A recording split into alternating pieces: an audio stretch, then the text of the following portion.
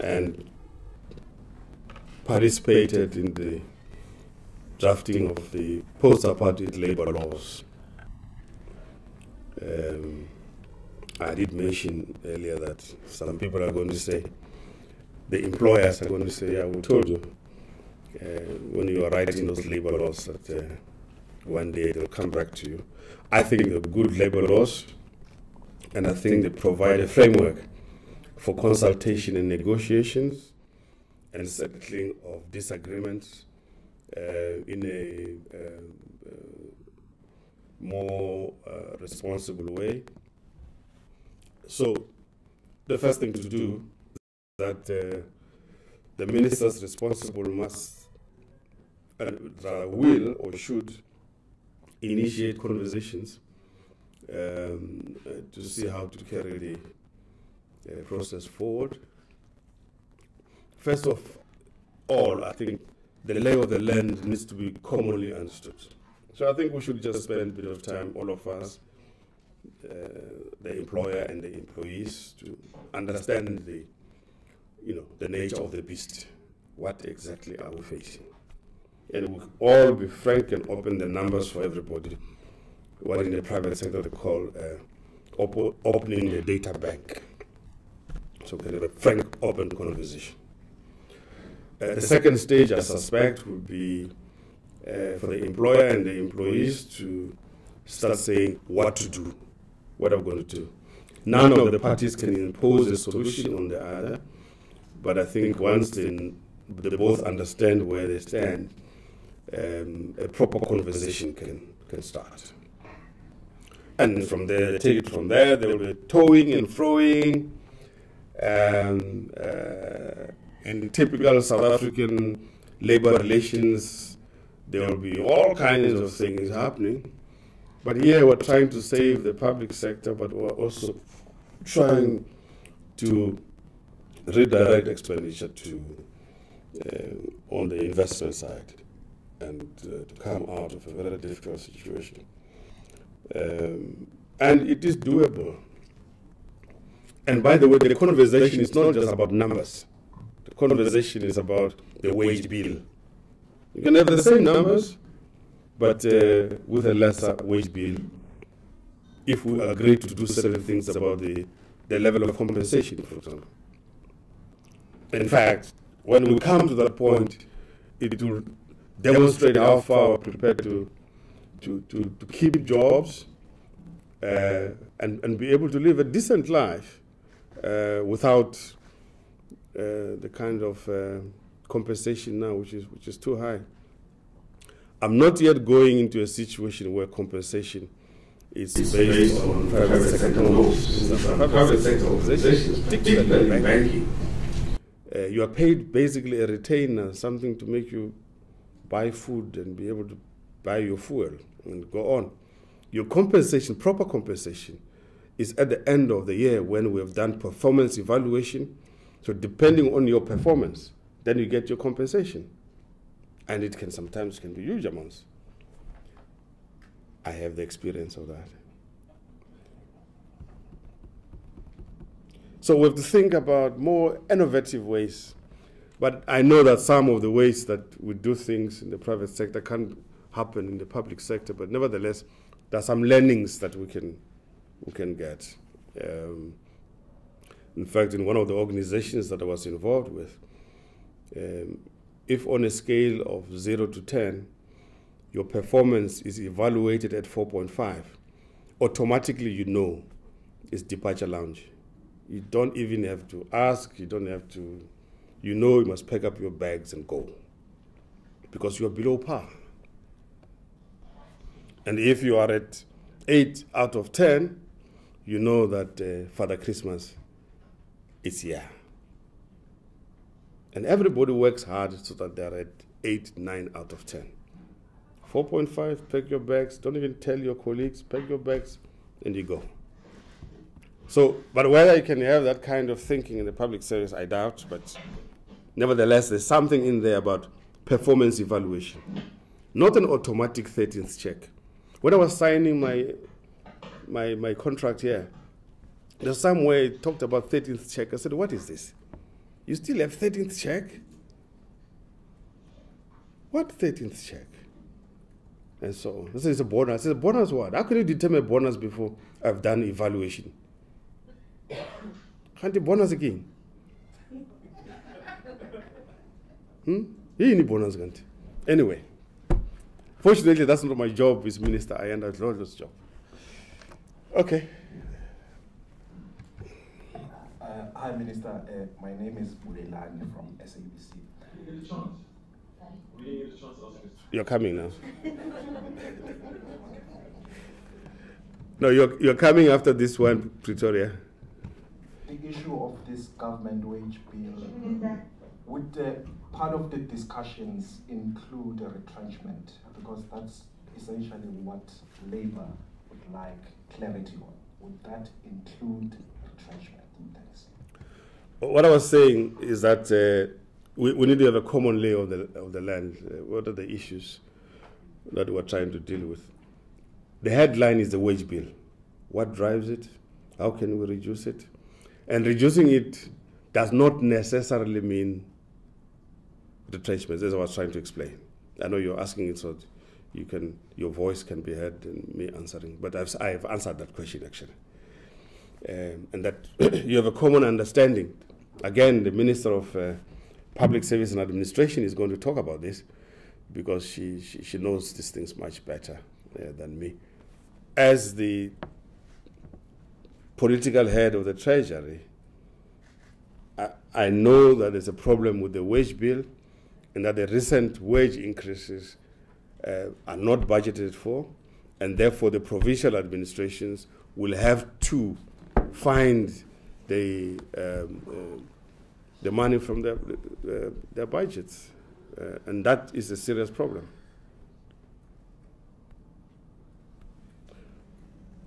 Okay, this is not nice to say. If you're looking at numbers, for example, this is not nice. Please don't bend me at the stake for this. Every year people die. They include people in the civil service.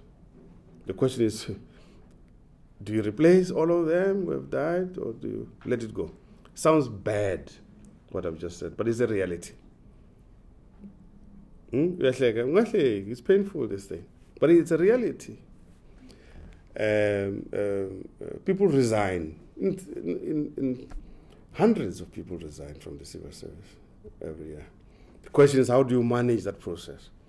If there's just an automatic replacement, which doesn't take account at these levels, which are the higher compensation levels, then it's a problem. But at the same time, you have to be very careful that you don't let people go from the civil service who are technically competent, have experience, and you need them.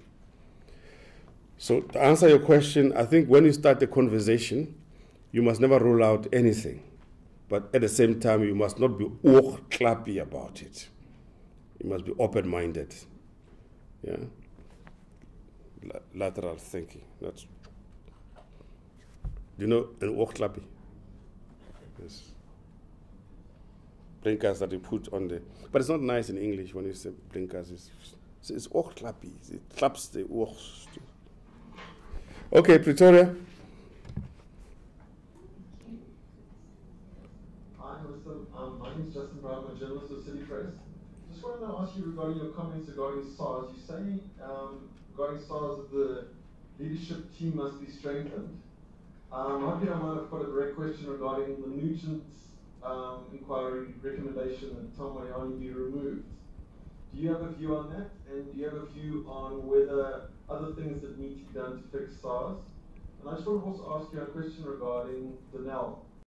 Did you run out of money or is a very difficult financial position? Any plans regarding Denel's financial position? Thanks a lot. Oh, I'm happy you didn't ask me about the SABC. The situation at SARS is that the organization has been weakened substantially. Some of the investigative capacity of SARS have been removed or weakened. So, for example, the investigative unit would, amongst others, focus on the rich people who are trying to avoid tax by using all kinds of methods. That capacity has been denuded. So it has to be rebuilt fairly and within the law and everything else like that. Because you need to improve this collection capacity. So the acting commissioner, I wish he was here, but he's not. He has said to me that we're having to employ people. Some might come back who have left, or we might deliberately go on our knees and ask them to come back to rebuild this capacity. The Nugent Commission was appointed by the president. So details about whatever action steps will be taken based on that report, they have to be directed at the president's office. Incidentally, as it turns out, the law was changed inadvisedly to make the commissioner to be appointed by the president, no longer by the Minister of Finance. So for that one, it's very nice for me to kick for touch. It was ill-advised what they did, but I was not in the government. So and there's the next, wedding echo, and there's the next two. Okay. Was there another one you asked? No, that's all. Yeah. Dinelle. Oh, Dinelle. The Minister of Public Service and Administration hasn't raised the matter with me, if I recall. So I'll wait to hear from him, and the officials haven't told me anything about Dinelle. So I wait to hear. But now that you have raised it, maybe we should just sniff around ourselves and find out directly from the minister what's happening. Maybe next time we have a conversation, I will have something educated to talk to you about. Anything else, Pretoria? Yeah. Yes, Mr. John Fraser again. I see you're looking nice and relaxed now you've done your speech. You've lost your jacket, your collar's undone at the top. You're looking reasonably happy. So I'd just like to ask how it was. How was your maiden speech? Are you happy you're no longer a maiden? Secondly, how much of that speech was actually yours and how much did you inherit? Sure. And finally, you had said in the past you would never take this job, but you took this job. I explained. Why? No, but the latter part of your question, I have been at pains to explain that I actually did not want this job. Well, I was doing very well in the private sector, thank you very much. Well paid, more than well paid, comfortable. I was free from Thursday to Monday. I had more time with my lambs and my dogs and my chickens and my cabbage and my spinach and and there were other things growing in my farm which I chopped them before the Constitutional Court decision. And maybe now I should allow them to grow. They were not for my consumption. It was my caretaker who I found that he had been planting certain greenies which are not allowed at the time. So I was doing very well, thank you very much. And the president approached me and asked me to do this. I can tell you that I resisted this to the best of my ability. But he used to be the General Secretary of the National Union of Mine Workers. So he out-negotiated me. And so once he had done that, and I had agreed to the role, and then I came down here to Cape Town, I had forgotten this. They make you sign an oath of office. And that thing is quite onerous. I'm going to do the following, won't disclose anything, will abide by the Constitution, will discharge my responsibilities, will work, and so on and so on. So once you have signed that thing, no matter how grumpy you are, you need to forget your grumpiness and start working. And that's what we're doing now. And really, there's a lot of work to do now. I hope it's the last time I'm asked this question. There's a lot of work to do. I have to reconnect and adjust to a different situation. I have to learn to read printed copies of thick cabinet files again. But hopefully we'll go to a board pad situation where we don't have to print documents. We can work off our laptops and our iPads and other tablets. So you have some kind of e-government, which I gather they had started, but it got stalled somewhere. And this always happens. If somebody thinks, oh, goodness me, I might lose my job about this, they'll introduce security concerns, even when there's none, and so on. So there we are. We're now here. We have a job to do. I have an interesting deputy minister to work with. Works hard, too much energy. Laughs even when the situation is difficult. I hope you didn't gain this laughing thing from any other head of state before.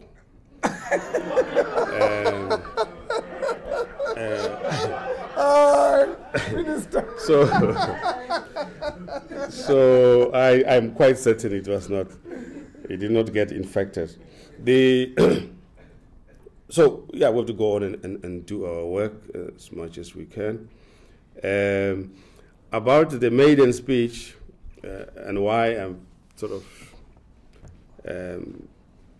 less formal looking, is because it's too hot in Cape Town today. For some reason, it's just too hot for me. And I was sweating so badly when I was on the podium there.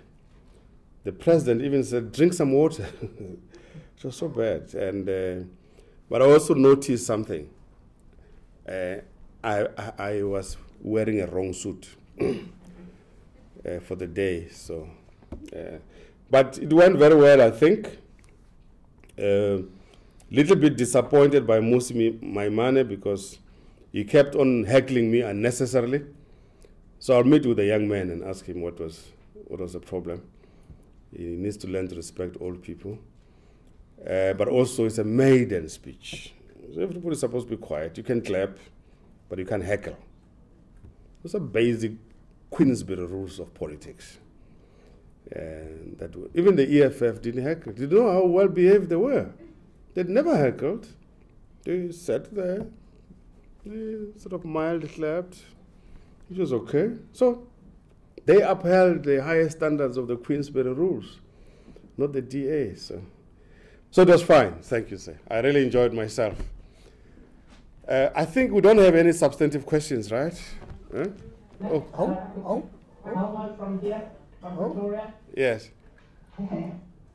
Minister, your predecessor, a year ago,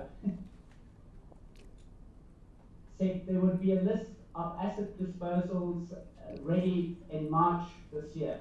I haven't seen that list. Can you update in terms of what's happening in terms of asset disposals, because that would help to close your revenue gap? And then if you can address the situation in terms of ghost workers. I'm currently based in Makanda, and there's a scandal about ghost workers at the Makanda municipality. If you can say that's prevalent or that's an isolated incident. And then last question is, how many hours sleep did you get last night? Last night I slept, I think, the usual number of hours, which means usually I sleep about between 1 and 2 a.m. and wake up about 7 in the morning. That's the usual thing. It's a disease I picked up from university and it refuses to go away. So that's why you should never call me before 8 o'clock in the morning. It's going to be a big fight. So it was normal hours. No problem at all. But besides, I knew that we have a difficult story to tell, but we had crafted the presentation already, and we were all happy about it. I hope you know how this the budget statement is written. The documentation has been worked on, obviously, for a while. The figures and so on have been worked out for a while. The question is, how then do you do the presentation?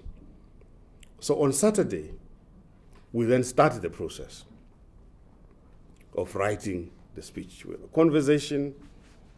The staff, the senior staff go and write some drafts depending on which parts of the National Treasury they are. They go and write up what they think should be in the speech. Somebody puts it together.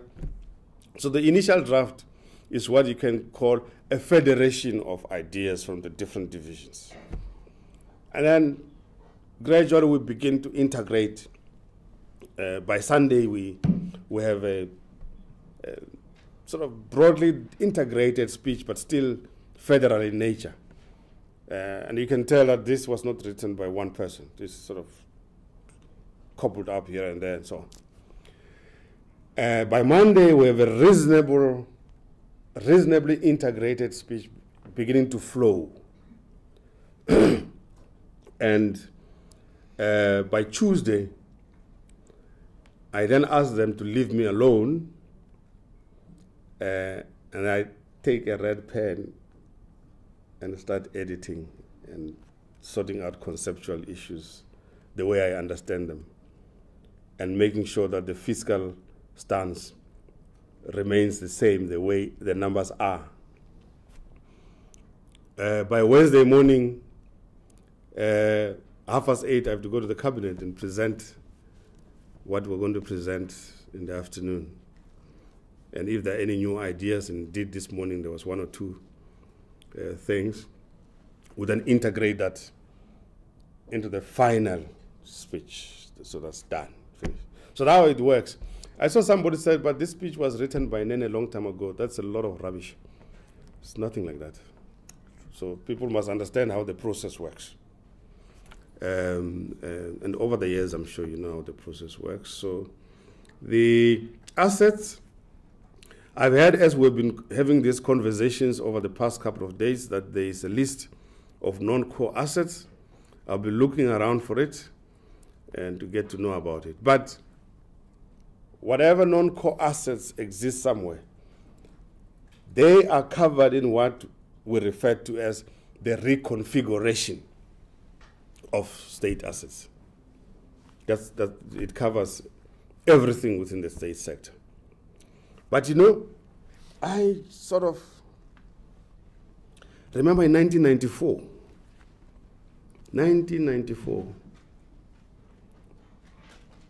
I think Princess Stella Sgao was a Minister of Public Enterprises. Works or Enterprises. I think Jeff Khadebe was Public Works, was it? Yes. She was Enterprise. And then she was Enterprises. At the Public Works Minister, Jeff Khadebe, I just recall this, that we had agreed on the identification of all state assets and non-core assets in 1994. So when we come back to the cabinet in 2018, people still talk about the same thing. It feels like reincarnation a bit. It's just like you died and you came back. It's like when we watch Generations. You know? So I just want to find out if it's different to the one. Scared of laughing. So it's a reincarnation. You know, sometimes when you walk in the street and you feel like, I've been here before. You are a reincarnate. Anyway, okay, Cape Town. Thank you. Miriam? Thank you. Okay, I had a question that was kind of related to the last one. We have been hearing about the sale of non-core assets for each of the last few years at these presentations. And I noticed that in your speech, when you were talking about the reconfiguration of SOEs, you mentioned the involvement of the private sector many times, and you emphasized it. Now, could this possibly include some form of privatization? Although that's kind of an anti-holy cow. And my other question was about tax increases, because normally the MTBS makes no mention of taxes whatsoever. But in this one, it said in the document that there would be no increases in major tax instruments at this time, although fiscal risks are elevated. Firstly, I don't really know what instruments means there, but I just wondered, how long do you think that this can this actually really be avoided when the government, when the Treasury wants so much to restrain, maintain fiscal discipline, and perhaps get the budget deficit back to a 3% handle? Well, I don't know what they meant by that, but so for the full implementation of the NHI, for example, you need to find additional tax revenues. And the likely place where you're going to find it is VAT, probably 2 percentage points higher to fund, because there's nothing for Mahala.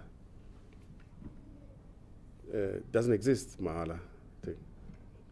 To pay for something, you must first get something from Paul to pay Peter. But would that be politically acceptable, given the outcry of the one percentage point? I'm just saying, if you want to pay, I'm just giving an example. I'm not saying that's what is going to happen. I'm just saying mathematically, you must raise the revenue from somewhere. And the natural place where you're going to get it, because you won't get it from company tax. You won't get it from pay as you earn. Where are you going to get it from? You have to get it from value-added tax, unless if there are other mechanisms where you can get this from. But we have to do, whatever we do it in such a way as the overall tax burden of the country doesn't keep rising. In situations where there's so much wastage of what currently exists. So we have to be very careful about that. I suspect that's what they meant, but I think you should ask them, the Treasury officials, the revenue side of the story. Another one? I'm tired, actually. Yes, ma'am.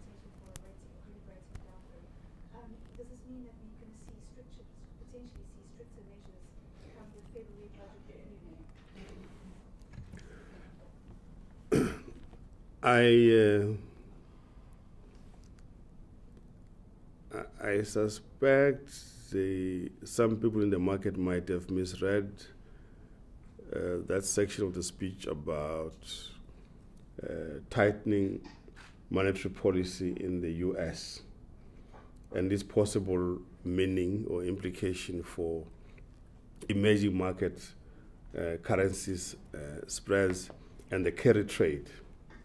But I think on second reading of the speech, I think they'll come down a bit to understand what we're trying to make.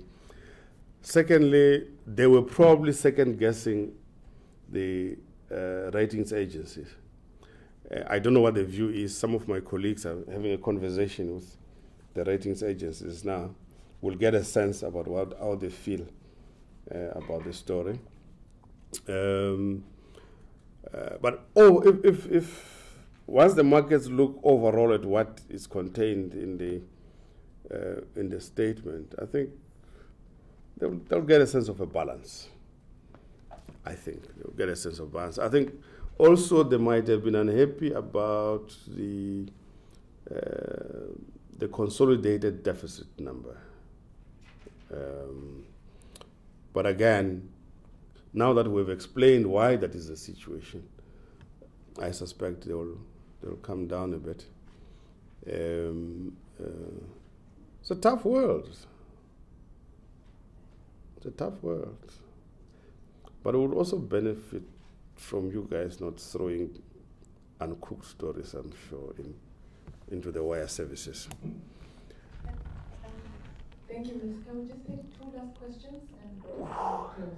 We'll take monitors and business day. Good day, Minister. It's Mfoleko from Reuters News. Just considering the large discrepancy between the kind of growth that is needed and the kind of growth that we're likely to achieve and the implications on revenues, is it fair to say that austerity measures are now needed to get us back on a sustainable path?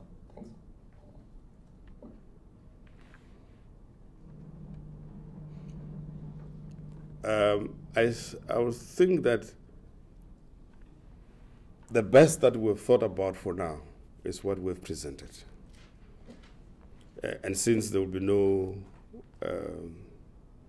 there's no planned any other statement for any austerity or other measures, we should live with what we have now. This is our thinking of what needs to be done. So I can't speculate on anything else. It's what we have. And we'll walk along with the situation up to the February budget. That February would know whether there are any major developments which might warrant us changing our minds. But for now, this is where we are, and this is what we have to deal and live with. And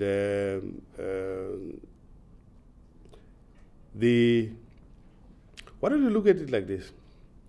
That, for example, the 20 billion or so that's going to go to the VAT refunds is also actually a stimulus to the economy. Companies will have an additional amount of money in their hands, depending on where it is going to go. So that's good. The allocations which we have made to the package of measures to stimulate the economy is positive, I think. And the relief that we're providing to people. Was it cake flour? What is it? Yes, cake flour and bread flour. Cake flour, bread flour. Sanitary. I don't know the difference between this. I wanted somebody to take me to the shop to show me the difference. But the president said I mustn't worry. He's going to take me to the shop himself to show me. That hopefully gives some relief if the consumer really does receive that benefit. Because more often than not, the shops don't reduce the prices. They just proceed with the situation as is. Okay, last one. Hi, Governor, or Minister. It's Lucania from Business Day. I also wanted to ask about holy cows. About cows, should I say. With SAA, do you regard an airline as a core government asset? And given the constraints that we have, that you actually detailed, how long or how can you keep just throwing money at it? When is that going to stop? What is the limit? And my answer is SAA is not a holy cow at all. It's something that Minister Pravin Gordhan, actually no, it's not Gordhan, it's Pravin Gordhan. That's his proper name, Gordhan. Gordhan is a shepherd. That's what it means. So he is looking into this matter of SAA almost in the manner I described. And to say if we need to close it down, we should. I mean, after all, who travels on SAA is not the working class. You're better off making sure that your trains, which are used by the working class, work properly, and that the rear via works properly, My City works properly. You know, I'm not quite sure about whether My City transports the working class, but the rear via in Joburg most certainly transports the working class. Yeah, My City. Do they go to the townships? They go. That's why you're giving them more money so they can go. To the city. The township, they do. My City. I know Rear Via does. I mean, Rear Via, you know, I can even go to Vilagazi Street. They do. They do at a very small scale. A small scale. In Joburg, Rear Via goes more into Soweto. So I can go to Vilagazi Street for lunch using Rear Via and so on. Or when you go to football matches at FNB, you can use Rear Via and so on. So those are working classic. You don't fly there. So I think the minister, I'm sure, will look into all these possibilities, but it's not a holy cow, I think. When you talk to him, he's going to explain to you some of the difficulties which they face there. And the deputy minister here knows what the difficulties are because he was in the portfolio committee that dealt with public enterprises and so on. So no, it's not a holy cow, I think. But as we indicated in the statement, the domestic routes are profitable. Some of the international routes are profitable, but not all. So they might have to consider, they must do a reconfiguration. And as we said, the minister says that they'll come back to him before the end of the year with some credible plan. I hope it's not another plan of a plan of a plan. Yeah. Because I've had this plan, SAA plans before. Consultants plan, turnaround strategy, We've had it before, so we hope it's different this time. And I suppose in January you must hold us accountable to say, has anything happened? But again, it's not the National Treasury that is responsible for that department. It's the Department for Public Enterprises. Huh? We can only ask and push and cajole and so on. But you can burn us at the stake for that. I think you should go and write your stories. Don't tell them that I was sweating.